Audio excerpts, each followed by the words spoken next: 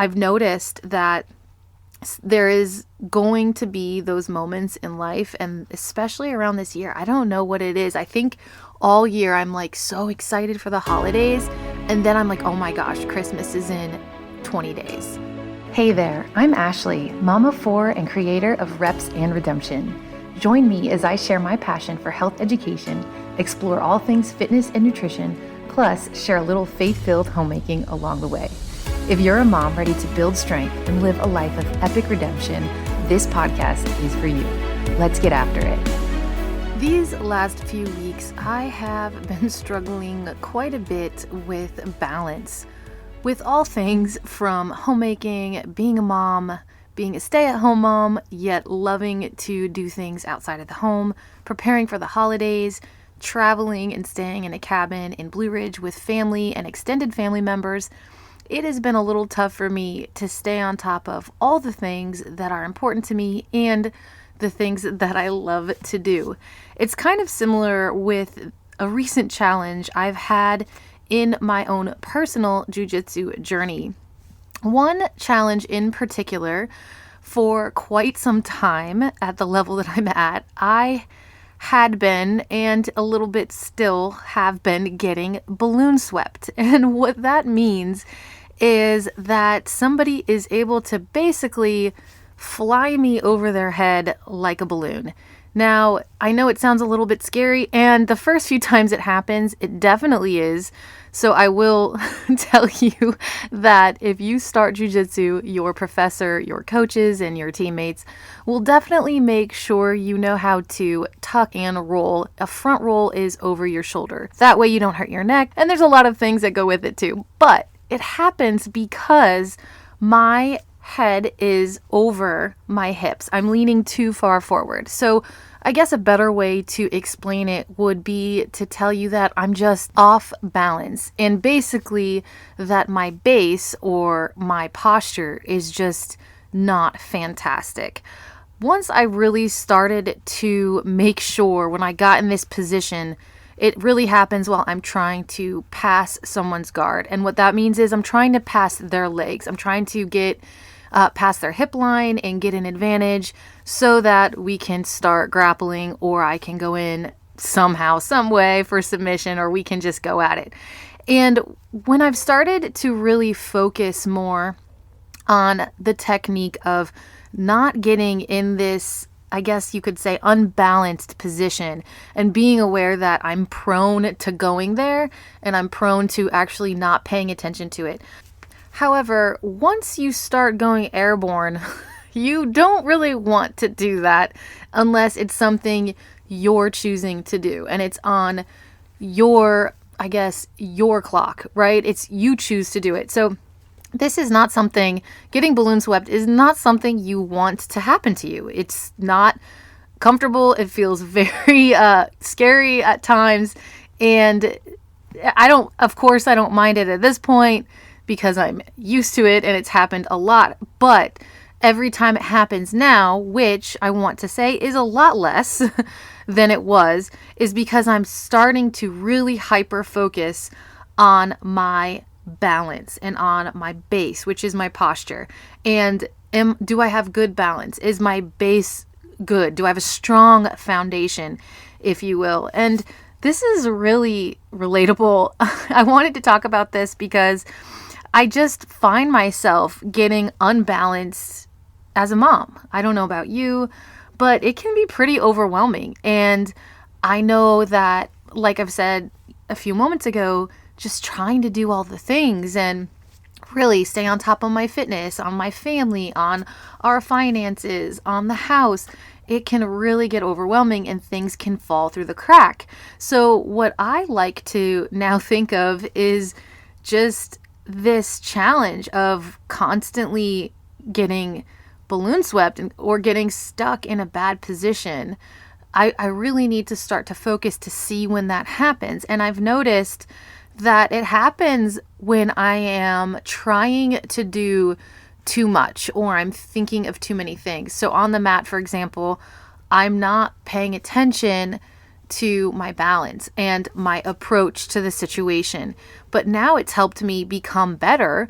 And also I've probably been balloon swept now maybe 4 or 5 times in the last 2 weeks instead of like once every practice or twice every practice, which is, in my opinion, quite a bit of an improvement.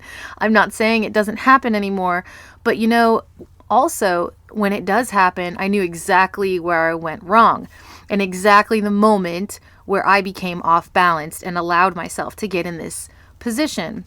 So I wanted to share these key lessons, a few key lessons that I've learned from just training jiu-jitsu. I know one of the last episodes I shared with you guys is that I was doing my second competition and things can just go crazy around this time of year with this season. And then, like I've said before, now training jiu-jitsu, I do a lot during the day so that I can get there at night. And that alone is a challenge. So I wanted to share a few things that I've learned and a few key lessons I've learned from starting to train jiu-jitsu now. I think I'm approaching a year and 4 months. So I'm getting a little bit of a hang of it, although I have a very long way to go. So lesson number 1 is staying calm under pressure. And this can be applied to our journey as homemakers and moms who want to prioritize our faith, our fitness, and our family. In jiu-jitsu, when you panic and you're training, you're wasting a lot of energy. The same applies to handling stressful mom moments. I know that from experience, panicking or getting really worked up in a stressful moment does not help that stressful moment. So a practical tip that I have used while being in really tough positions on a mat, basically wrestling, grappling people, is I pause quickly and I breathe where I can. Sometimes it just depends, but I will pray or say a quick prayer.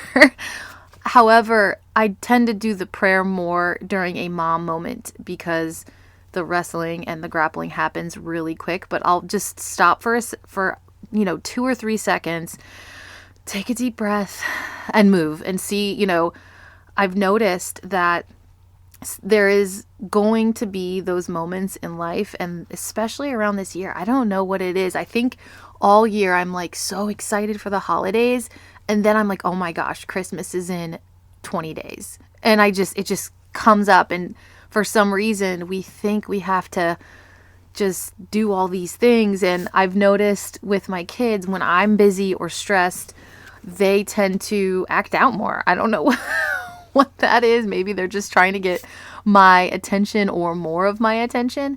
So I really have been leaning into learning what I've learned, leaning into learning that pausing for a moment is okay, and taking a breath is okay, and saying a quick prayer when faced with chaos is actually a very good thing.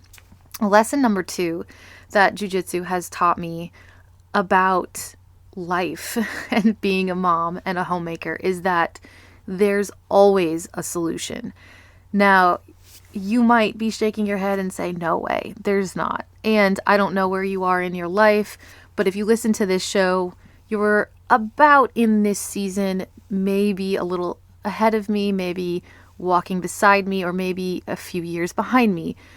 But I know, and I've been learning through jiu-jitsu, and not only through jiu-jitsu, let me just preface that first and foremost, through Jesus Christ, our Lord and Savior, that every problem has a solution. And in jiu-jitsu, it's a technique or an adjustment. And you just don't know what you don't know yet. And I might get balloon swept, right? But it's because I didn't know how to not get balloon swept. And then once I learned the answer to that problem that I kept having, I knew that I had to focus on my balance and on my base and on my posture. I want to encourage you to lean in to God's wisdom for solving your problems. I know I need to do way more of that, but what's wild to me is that jiu-jitsu has actually helped me to really see the parallels with our faith in the Lord. And when we are training on the mat, it's absolutely incredible. And I think it's one of my favorite things about jiu-jitsu. Lesson number 3, small steps lead to big progress. So progress in jiu-jitsu comes one technique at a time. And I don't know if you've ever watched it or you've considered trying it, but when you first start, you really feel foreign and almost unworthy because it is so different than anything you will ever do, in my opinion, physically. And I maybe shouldn't say that 100% because I haven't done every sport in the world or every exercise or anything like that. But so far, from my experience, the techniques, the skills, everything you do, and you would think, like, in the beginning of class, when we're warming up, we do front rolls, we do back rolls. And if you first join, you're like, oh my gosh, like I'm almost 40 or 30, or I've never done that before. And you don't really see the importance in it.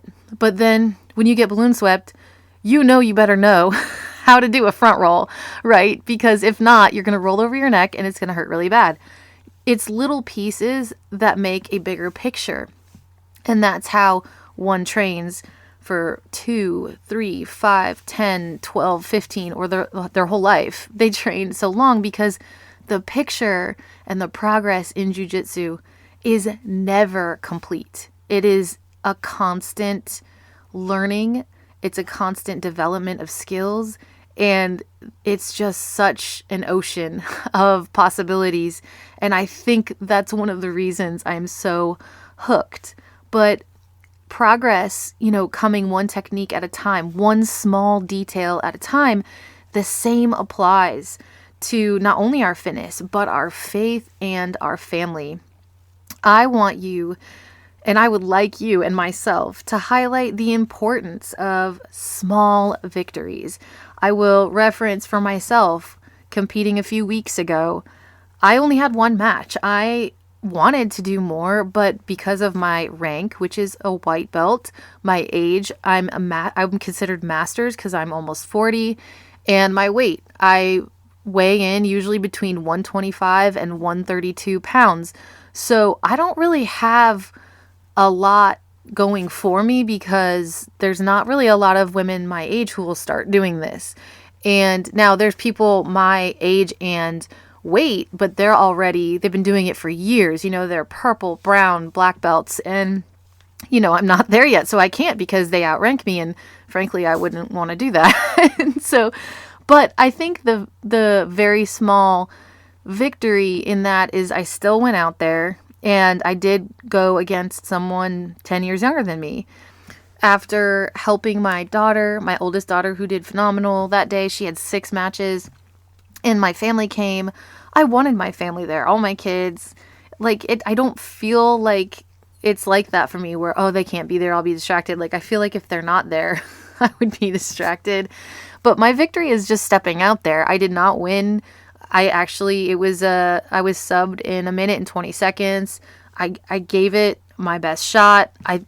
Looking back, there's some things that I know I did wrong. Obviously, even watching the tape, I made a few mistakes and I have to learn from that, but that's a victory in itself. I knew, especially on the mat, where I went wrong and where she submitted me in the head and arm choke. Now, I didn't win the actual fight, but I have a little victory in the fact that I still went out there, I did it, and it is what it is, and just learning from that process along the way. So I want to encourage you, just a quick little minute or two takeaway, just tying it back to Isaiah 41:10, where it says, "Fear not, for I am with you." And I want to remind you that life's challenges, whether you're dealing with family challenges or just scheduling, busyness, the holidays, maybe some of you have kids in different emotional states right now. I know I do.